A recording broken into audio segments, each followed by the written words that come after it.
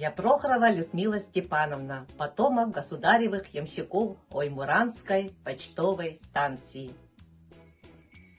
Оставляя версту за верстою, к нам летит колокольчиков звон, как набат на великою леной рекою, из далеких ушедших времен.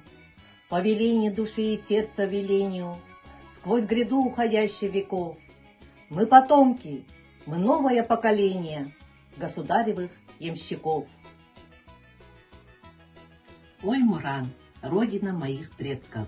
На современных картах давно нет населенного пункта под таким названием. Это была некогда живописная деревня на берегу величавой реки Лена. Деревня моя своим возникновением целиком обязана Иркутско-Якутскому тракту, так называемой дороге жизни, связывавшей суровый северный край с большой Россией. В первой половине XVIII века молодой и горящий ямщик Прокопий Филиппов из Ярославской губернии был отправлен на ямскую службу с молодой женой Анисией. Здесь они вырастили 12 сыновей. От них пошли род Филипповых: Фокич, Андрос, Шаканай, Меняк. Сегодня мы Филипповы, один из самых многочисленных ямщицких родов.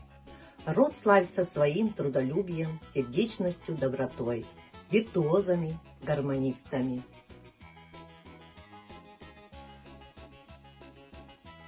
При укрупнении колхозов в деревне Аддаба, Оймуран и Харьялак объединили в одном месте село Егяй.